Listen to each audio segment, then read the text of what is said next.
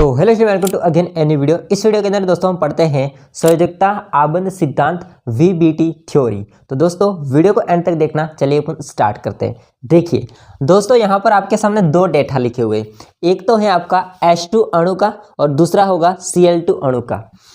H2 अणु की आबंध लंबाई है 74 पैरामीटर और आबंध एंथैल्पी हो जाती है दोस्तों 435.8 किलो जूल प्रति मोल।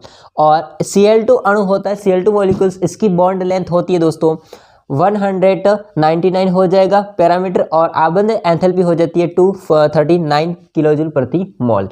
यहाँ पर दोस्तों आप देख रहे हो तो यहाँ पर इनकी अपनी अपनी आबंध एंथैल्पी और अपना अपना आबंध लंबाई होती है। लेकिन समझने की बात यह है दोस्तों कि H2 अणु में H और H के मध्य सिंगल बॉन्ड है, H और H के मध्य सिंगल बॉन्ड है और दोस्तों Cl और Cl के मध्य सिंगल बॉन्ड है। तो यहां से क्वेश्चन उठता है ना कि सिंगल बॉन्ड है। कहने का मेरा मतलब यह है दोस्तों कि इसने भी एक इलेक्ट्रॉन और इसने भी एक इलेक्ट्रॉन, दोनों ने आपस में मिलकर के साझा किया है। इसने भी एक इलेक्ट्रॉन और एक इलेक्ट्रॉन ने मिलकर के साझा किया है। इसका मतलब इसके मध्य जो आबंध एंथैल्पी और आबंध लंबाई में इतना अंतर क्यों? दोस्तों इसी क्वेश्चन को लेकर के आगे हम समझने वाले हैं, वो है दोस्तों संयोजकता आबंध सिद्धांत। संयोजकता आबंध सिद्धांत मैं हेडिंग लगा, उससे पहले थोड़ा बहुत बात कर लेते हैं। देखिए हमने दोस्तों पढ़ा था लुईस अवधारणा, आगे पढ़ी थी लुईस अवधारणा। क्या पढ़ी थी? लुईस अवधारणा। लुईस अवधारणा में दोस्तों कि भिन्न भिन्न अणु हैं, अलग अलग अणु हैं, इनकी अलग अलग आबंध एंथैल्पी और आबंध लंबाई क्यों होती है, इसके बारे में लुईस अवधारणा दोस्तों होती है। उसने इसके बारे में कोई यहाँ पर बात नहीं की। तो लुईस अवधारणा ने केमिकल बॉन्डिंग, रासायनिक आबंधन की व्याख्या करने में असमर्थ अवधारणा है तो हुई हो जाएगा, अवधारणा असमर्थ हुई। देखिए अब अलग अलग भिन्न भिन्न जो अणु हैं उनके भिन्न भिन्न आबंध एंथैल्पी और आबंध लंबाई होती है, इसके बारे में उन्होंने कुछ भी नहीं बताया। अब इसी को लेकर के मैं इस लाइन को लिखता हूं, भिन्न भिन्न अणुओं की आबंध लंबाई व आबंध एंथैल्पी भिन्न भिन्न क्यों होती हैं? दोस्तों इसी कारण को लेकर के यहाँ पे दो सिद्धांत दिए गए। इसी संकल्पना को लेकर के दो सिद्धांत दिए गए। पहला सिद्धांत का नाम हो जाता है दोस्तों संयोजकता आबंध सिद्धांत। संयोजकता आबंध सिद्धांत, इसको बोलते हैं valence bond theory. Valence bond theory. दूसरा हो जाएगा आणविक आबंध सिद्धांत, इसको बोलते हैं दोस्तों मॉलिक्यूलर बॉन्ड थ्योरी। देखो शॉर्ट में इसको कहते हैं दोस्तों, ऊपर वाली को VBT। क्या कहते हैं? VBT। ये मोस्ट इंपॉर्टेंट नाम है, VBT थ्योरी। और इसको बोलते हैं MOT थ्योरी। दोस्तों इसी को लेकर के, इस पूरे कन्फ्यूजन को लेकर के दोस्तों दो सिद्धांत दिए गए हैं। एक है आपका वैलेंस बॉन्ड थ्योरी और दूसरा है मॉलिक्यूलर बॉन्ड थ्योरी। इसको बोलते हैं एमओटी थ्योरी, इसको बोलते हैं वीबीटी थ्योरी शॉर्ट में। अब हम इस वीडियो के अंदर इसके बारे में पढ़ेंगे वीबीटी थ्योरी के अंदर। दोस्तों एक बात और ध्यान रखिए कि वीबीटी जो थ्योरी होती है वो कोऑर्डिनेशन कंपाउंड वाले चैप्टर में अलग होती है, और वो दोस्तों 12th में आप जाके पढ़ोगे, यानी कि क्लास 12th केमिस्ट्री के अंदर। ओके, तो वहाँ पर वीबीटी में अलग बात की गई है और यहाँ पर वीबीटी में अलग बात है, तो उस बात को आप लोग ध्यान रखना, क्योंकि वहाँ पर कोऑर्डिनेशन कंपाउंड वाला जो चैप्टर होता है उसके अंदर बात अलग होती है, और यहाँ पर दोस्तों हम केमिकल बॉन्डिंग वाले चैप्टर के अंदर पढ़ रहे हैं वीबीटी थ्योरी को। ठीक है, तो यहाँ पर भी अलग बात है, थोड़ा बहुत डिफरेंस देखने को मिल सकता है। तो दोस्तों हेडिंग लगाते हैं हम सबसे पहले संयोजकता आबंध सिद्धांत, वैलेंस बॉन्ड थ्योरी वीबीटी। इसकी शुरुआत कैसे हुई? तो दोस्तों इसकी शुरुआत करने में जो सबसे पहले दो बंदे आए थे 1927 में, सन 1927 में दो बंदे आए थे। एक का नाम हो जाएगा दोस्तों हिटलर, वो वाला हिटलर नहीं है, ठीक है, हिटलर तथा लंदन। हिटलर तथा लंदन ने इसका प्रतिपादन किया, ठीक है, प्रतिपादन किया। ओके, दो बंदे आते हैं, एक का नाम हो जाएगा हिटलर और दूसरे बंदे का नाम क्या हो जाएगा? लंदन। उन्होंने वीबीटी थ्योरी को दिया, प्रतिपादन किया। लेकिन दोस्तों बाद में फिर इस थ्योरी का संशोधन किया। बाद में दोस्तों इस थ्योरी को क्या किया? संशोधन किया। संशोधन समझते हो? मतलब कुछ त्रुटियां होती है उसको बाहर निकाला और साथ में सुधारा इस सिद्धांत को। तो इसका संशोधन जो किया है दोस्तों, उस वैज्ञानिक का नाम हो जाता है दोस्तों पॉलिंग। क्या नाम हो जाता है? पॉलिंग। तो एक तो हो जाएगा पॉलिंग तथा उसके सहकर्मी, उसके कोवर्कर्स होते हैं, जिसको हम सहकर्मी कहते हैं। तो सहकर्मियों ने इस सिद्धांत का संशोधन किया और कुछ बातें इसमें सुधारी। अब आपके दिमाग में आ रहा है कि यह सिद्धांत कहता क्या है ना? ये सिद्धांत कहता क्या है? दोस्तों समझना बात को ध्यान से। जैसे हमारे पास में H2 अणु बना हुआ है। कौन सा अणु बना हुआ है? H2 अणु बना हुआ है। इस H2 अणु की खासियत बहुत ज़्यादा ये है कि ऐसे ही वो दोनों आपस में एक एक इलेक्ट्रॉन का साझा करके आपस में जुड़ गए हैं। कोई भी मुसीबत को लेकर के नहीं, कोई मतलब वहाँ पर उनको रुकावट नहीं आई होगी।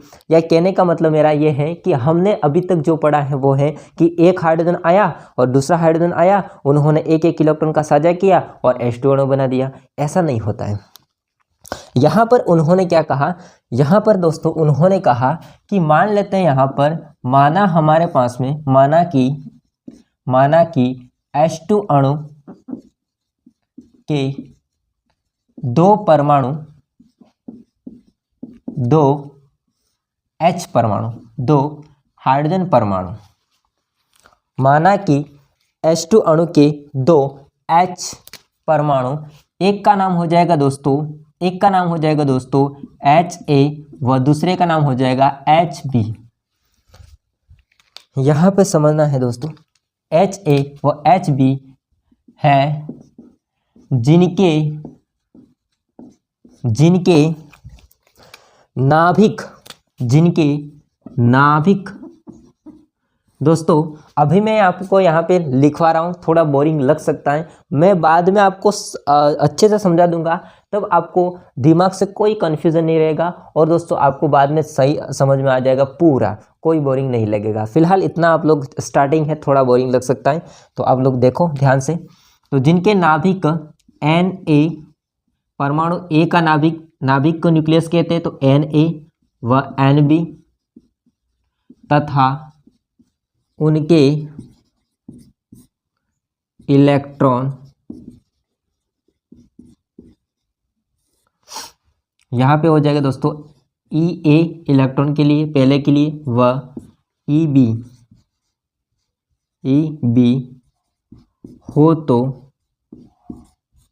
हो तो इनके मध्य दो बल काम करते हैं। हो तो दोस्तों इनके मध्य दो बल काम करते हैं, एक होता है आकर्षण बल और एक होता है प्रतिकर्षण बल।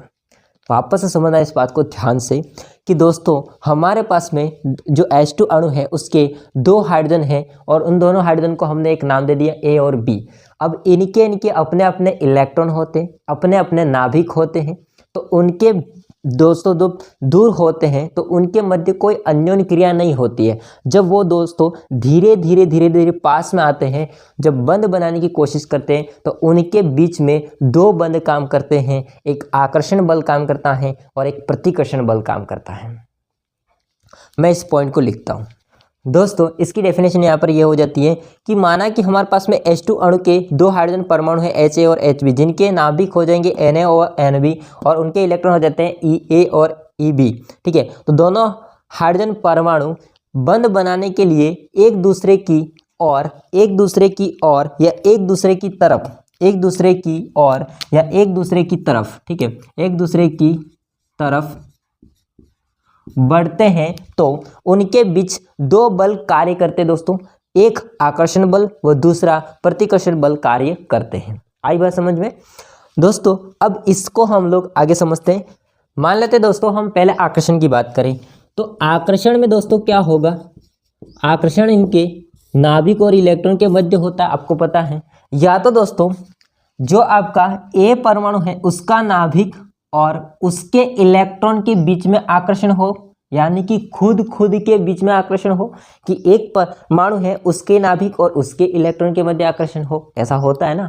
तो यहाँ पे पहली कंडीशन तो ये हो सकती है कि भाई Na होगा वो Ea के मध्य आकर्षण करेगा। दूसरी बात ये होगी, दूसरे वाले परमाणु की बात कर लेते हैं तो उसका भी सेम होगा, उसके इलेक्ट्रॉन के बीच में आकर्षण होगा। दूसरी बात यह होगी दोस्तों कि पहले वाले परमाणु का नाभिक दूसरे वाले परमाणु के इलेक्ट्रॉन से आकर्षित हो, यानी कि देखो Na होगा अब वो Eb से आकर्षित हो। और आपका दूसरा कंडीशन ये है कि दूसरा वाला परमाणु का नाभिक पहले वाले परमाणु के इलेक्ट्रॉन से आकर्षित हो। तो यहाँ पे दो सिचुएशन बनती है कि भाई खुद के बीच में आकर्षण हो या फिर उसका नाभिक और दूसरे वाले परमाणु के इलेक्ट्रॉन के मध्य आकर्षण हो, उसका नाभिक और दूसरे वाले परमाणु के इलेक्ट्रॉन के बीच में आकर्षण हो। तो आकर्षण का कंडीशन ये बन सकता है। अब हम प्रतिकर्षण को समझते हैं। प्रतिकर्षण को मैं कहाँ लिखूं? प्रतिकर्षण को दोस्तों अगर मैं बताऊं यहाँ पे आपको प्रतिकर्षण के लिए, तो प्रतिकर्षण किसके मध्य होता है? तो प्रतिकर्षण मुख्य हो सकता है या तो पहली कंडीशन है नाभिक के मध्य हो, यानी कि Na और Nb के मध्य प्रतिकर्षण हो। दूसरी कंडीशन ये हो सकती है कि इलेक्ट्रॉन के मध्य प्रतिकर्षण हो। देखो पहले वाले का नाभिक दूसरे वाले का नाभिक, पहले वाले का इलेक्ट्रॉन दूसरे वाले का इलेक्ट्रॉन, इनके मध्य प्रतिकर्षण हो। तो यहाँ पर प्रतिकर्षण की दो कंडीशन बनती है। ठीक है, ये होता है दोस्तों। यहाँ पर आपको समझ में आ चुका होगा इतने तक। तो अब मैं इसको मिटा रहा हूँ, फिर आगे इसको समझाता हूँ। आप लोग स्क्रीनशॉट लेना चाहते हैं ले सकते हो। दोस्तों आकर्षण और प्रतिकर्षण को मैं यहाँ पर दर्शाने की कोशिश करूँ तो कुछ इस टाइप से होगा, देखना ध्यान से। जैसे मैं यहाँ पर बात करता हूँ कि अपना जो पहला नाभिक होगा पहले परमाणु का वो हो जाएगा Ha परमाणु का नाभिक ये रहा, और दूसरे परमाणु का नाभिक ये रहा Hb का, और पहले परमाणु का इलेक्ट्रॉन हो जाएगा यहाँ पे माइनस होता है तो माइनस आ जाएगा Ea, और दूसरे का हो जाएगा माइनस Eb। क्या हो सकता है कंडीशन ये हो सकती है कि भाई आपका उसके बीच में आकर्षण हो सकता है। तो उसके बीच में आकर्षण है तो ये इसकी तरफ बढ़ेगा आगे और ये इसकी तरफ बढ़ेगा आगे। यहाँ पर भी सेम होगा, ये बढ़ेगा इसकी तरफ, ये बढ़ेगा इसकी तरफ। ठीक है, दूसरी बात ये होगी कि Na होगा वो Eb से आकर्षित करेगा, यानी कि जो आपका Na होगा मतलब ये वाला पहले परमाणु का जो नाभिक होगा वो उसके दूसरे वाले से आकर्षित होगा, यानी कि इससे आकर्षित होगा। आई बात समझ में? या फिर इसका नाभिक होगा पहले वाले परमाणु के, दूसरा जो परमाणु होगा उसका नाभिक पहले वाले परमाणु के इलेक्ट्रॉन से आकर्षित होगा, ऐसे कंडीशन होगा। तो ये हो जाएगा आकर्षण के लिए, ये आपकी किताब में दर्शाया गया है, आप लोग इसको देख लेना। अब प्रतिकर्षण को मैं बताऊं दोस्तों, तो प्रतिकर्षण का क्या होगा समझना। प्रतिकर्षण का क्या होगा, तो पहले वाले का नाभिक हो जाएगा यहाँ पे, दूसरे वाला का नाभिक हो जाएगा यहाँ पे, ये हो जाएगा HA, ये हो जाएगा HB। इसके बाद पहले वाले का इलेक्ट्रॉन हो जाएगा इधर EA, और दूसरे वाले का इलेक्ट्रॉन हो जाएगा इधर EB। दोस्तों एक तो नाभिक और नाभिक के मध्य प्रतिकर्षण होता है, इसका मतलब ये ऐसे जाएगा और ये ऐसे जाएगा, क्योंकि इनके बीच में प्रतिकर्षण हो रहा है। दूसरा कंडीशन ये होगा इलेक्ट्रॉन इलेक्ट्रॉन के मध्य प्रतिकर्षण होगा, तो ये ऐसे जाएगा विपरीत और ये ऐसे जाएगा विपरीत, क्योंकि इसके बीच में प्रतिकर्षण हो रहा है।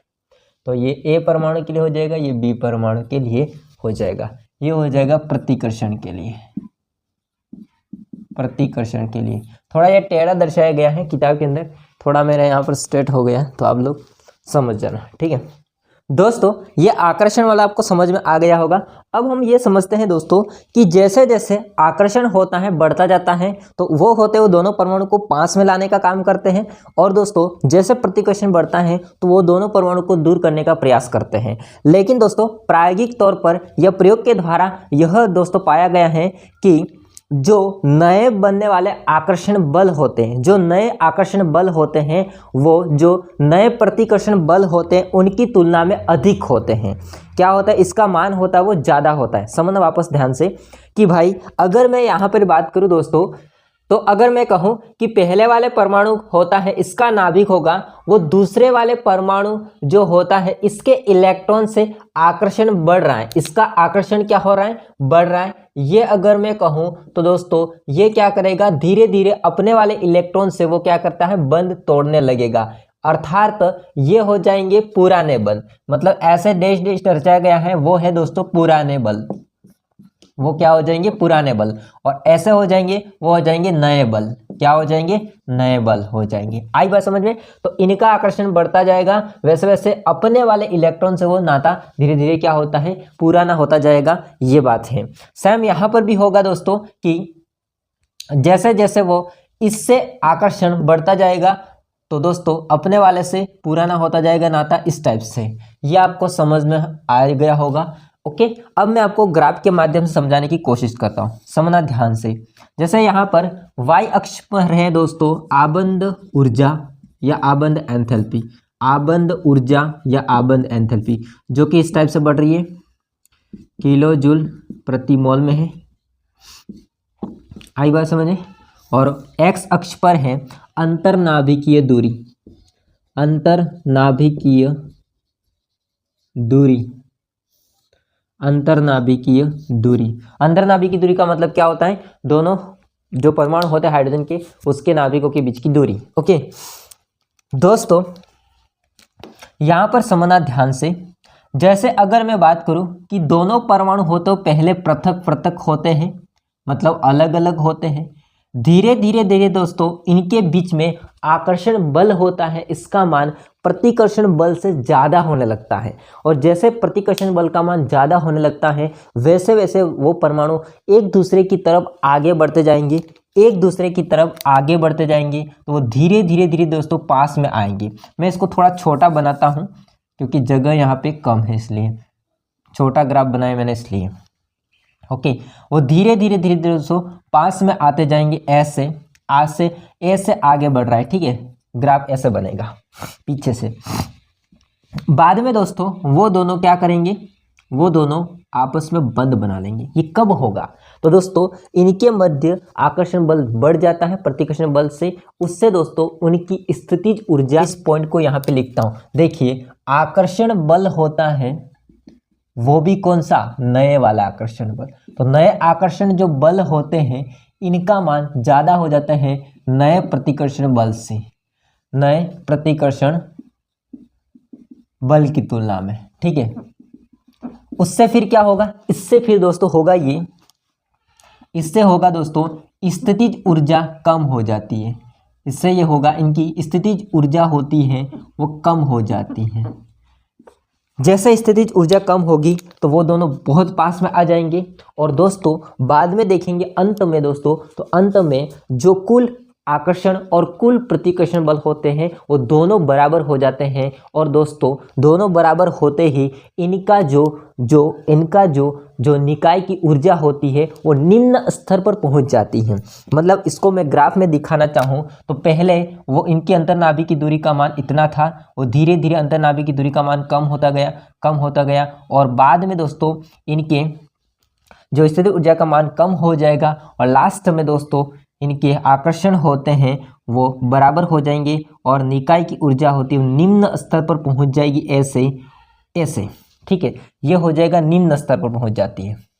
थोड़ा सा हम लोग ग्राफ को अच्छे से बनाते हैं, आई बस समझ, ऐसे यहाँ पर पहुंच जाती है, ठीक है। ये तो फिर क्या हो जाता है, जब निम्न स्तर पर पहुंच जाती हैं तो दोस्तों इनके बीच में क्या हो जाता है, बंध बन जाता है। इनके बीच में क्या हो जाता है दोस्तों, बंध बन जाता है। और आपकी H अलग अलग पृथक परमाणु थे, वो पृथक परमाणु अब अणु बन जाता है। जब अणु बनता है तो इसको क्या बोलते हैं, इसको बोलते हैं आबंध, इसको क्या बोलते हैं, आबंध ऊर्जा,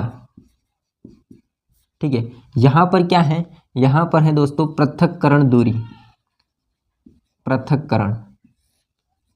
दूरी, आई बात समझे।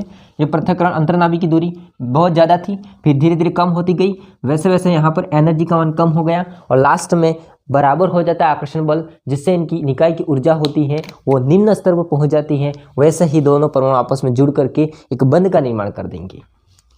दोस्तों इस दौरान यहाँ पर जो आपकी आबंध लंबाई जो होगी वो कितनी थी, आगे लिखी थी वो 74 पैरामीटर, ठीक है। और यहाँ पर दोस्तों आबंध ऊर्जा हो जाती है आपकी ऊपर लिखी हुई है, तो वो कितनी हो जाती है 435.8 किलो जूल प्रति मोल, ठीक है। ये होगा। अब यहाँ पर समझना, जब बंध बनता है तो दोस्तों जब बंध बनता है तो ऊर्जा मुक्त होती है। तो ऊर्जा मुक्त होने से ये जो ग्राफ होता है इस प्रकार से वो पीक पे चला जाएगा, ठीक है। कैसा चला जाएगा, पीक पे चला जाएगा, आई बात समझ में। तो ये हो जाएगा, यहाँ पर मैं इसको ऐसे दर्शा देता हूँ, ओके। इस प्रकार से दोस्तों ग्राफ यहाँ पे बन जाता है। अब जो यहाँ पर आगे समझो, स्थितिज ऊर्जा कम हो जाती है। स्थितिज ऊर्जा कम होने से जो दोस्तों कुल आकर्षण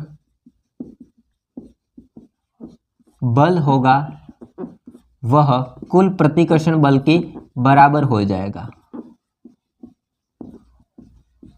प्रतिकर्षण बल के बराबर हो जाएगा। इस दौरान फिर क्या होगा, इस दौरान फिर दोस्तों निकाय की जो ऊर्जा होती है वह निम्न स्तर पर पहुंच जाती है, निम्न स्तर पर पहुंच जाती है, ठीक है। निम्न स्तर पर पहुंच जाती हैं।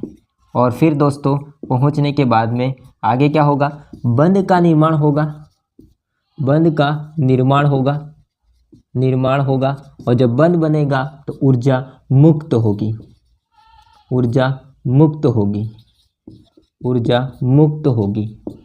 जो ऊर्जा मुक्त होती है इस ऊर्जा को हम एक नाम देते हैं जो कि है आबंध ऊर्जा, जो कि यहाँ पे लिखी है। आई बात समझ में, ये पूरा चीज यहाँ से है, आई बात समझे दोस्तों। ये होता है वीबीटी थ्योरी। ये क्या होती है, वीबीटी थ्योरी। अब दोस्तों इससे निष्कर्ष क्या निकलता है, इससे यह निष्कर्ष निकलता है दोस्तों कि जो आपका रासायनिक जो बंध होते हैं इसके में अगर स्थायित्व की बात करूं तो यह जो स्थायित्व है वो डिपेंड करेगा बंध ऊर्जा पर। किस पर डिपेंड करेगा, बंध ऊर्जा पर। इसमें थोड़ा शाई खत्म हो गया शायद, बंध ऊर्जा पर। किस पे डिपेंड करेगा? बंद ऊर्जा पर। इसका मतलब आप समझ चुके होंगे कि जिसकी बंद ऊर्जा जितनी ज़्यादा होगी,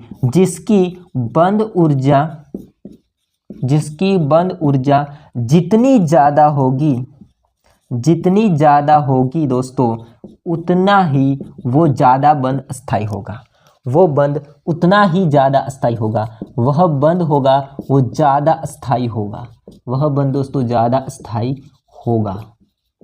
अब मैं आपको एक एग्जाम्पल बताता हूँ। देखिए एग्जाम्पल है दोस्तों, एक तो हाइड्रोजन का H2 का, इसकी बंद ऊर्जा कितनी होती है? 435.8 किलो जूल प्रति मोल। और एक Cl2 का अभी मैं बताता हूँ, तो इसकी है 239 किलो जूल प्रति मोल, जो कि मैंने आपको आगे बताई थी वो। अब इसमें बंद ऊर्जा किसका मान ज़्यादा है? तो बंद ऊर्जा का मान ज़्यादा है हाइड्रोजन का। इसका मतलब ये होता है दोस्तों कि हाइड्रोजन और हाइड्रोजन की बीच में जो बंद ऊर्जा है उसका मान ज़्यादा है, क्योंकि वो ज़्यादा अस्थाई है। और दोस्तों इसको तोड़ना, मतलब दोनों परमाणु को पृथक करना इतना ही मुश्किल होगा किसकी तुलना में? Cl2 की तुलना में। और Cl2 होता है इसकी तुलना में, H2 अणु होता है वो ज़्यादा अस्थाई है। H2 अणु होता है वो कैसा होता है? ज़्यादा अस्थाई होता है। आई बात समझ में? अगर इसका मैं ग्राफ बनाऊंगा तो ये देखना ध्यान से, यहाँ पर इधर से इधर आएगा, क्योंकि ये परमाणु होते हैं, Cl2 परमाणु होता है, इसका जो बंद लंबाई होती है वो दोस्तों ज़्यादा होती है। जितने ज़्यादा होगी बंद लंबाई, उतना दोस्तों यहाँ पर आपको अंतर्नाभी की दूरी देखने को मिलेगा इस तरह से। आई बात समझ में? तो दोस्तों आपको यहाँ पर समझ में आ चुका होगा कि परमाणु होता है वो जब बंद बनाते हैं उसमें बंद ऊर्जा का मान जितना ज़्यादा होगा वो बंद उतना ही ज़्यादा अस्थायी होगा, अर्थात वो अणु होता है उतना ही ज़्यादा अस्थायी होता है। आई बात समझ में? तो दोस्तों ये था पूरा आपका VBT थ्योरी। VBT थ्योरी में एक जो नोट पॉइंट है वो है दोस्तों He2। ये अणु क्यों नहीं बनता? ये नोट पॉइंट है, क्यों नहीं बनता, यानी कि हीलियम अणु क्यों नहीं बनाता। तो मैं इसको नेक्स्ट वीडियो में या फिर एक छोटा सा वीडियो में बना करके बता दूंगा। ये क्वेश्चन बन सकता है कि He2 अणु क्यों नहीं बनता, तो इसका आगे वीडियो आ जाएगा। फिलहाल आपको समझ में आ चुका होगा, तो आप यहाँ से इसको उतारना स्टार्ट कर सकते हो। यहाँ से फिर ये उतारना है आपको, और लास्ट में ये उतारना है। ठीक है, तो दोस्तों आई होप को सारा समझ में आ चुका होगा। बाकी वीडियो कैसा लगा है वो कमेंट करके बताएगा। वीडियो पसंद आए तो लाइक करना, चैनल को सब्सक्राइब नहीं किया तो कर देना। मिलते हैं नेक्स्ट वीडियो में, तब तक के लिए जय हिंद, वंदे मातरम।